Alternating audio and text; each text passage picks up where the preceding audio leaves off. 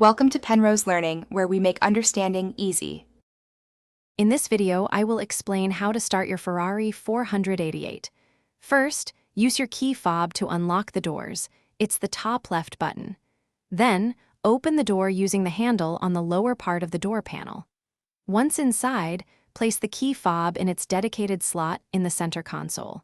This ensures the car recognizes the key for the next steps.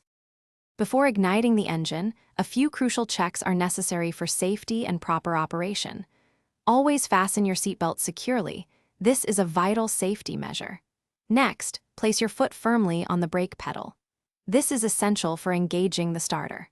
Finally, confirm that the gear selector is in either neutral or park, preventing any unintended movement upon starting. Now, let's bring that powerful V8 engine to life.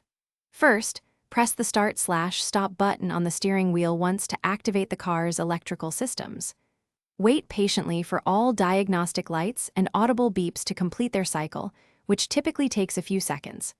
With your foot still firmly on the brake, press the start/stop button a second time to ignite the engine. Once the engine starts, allow the RPMs to settle to a smooth, stable idle, typically around 700 to 800 revolutions per minute. Next, choose your preferred driving mode using the Manettino dial on the steering wheel. Options include wet, sport, and race. Finally, with your foot still on the brake, pull the right paddle shifter to engage first gear, and you are ready to drive. Thanks for watching. If this was helpful, leave a like and consider subscribing. See you next time.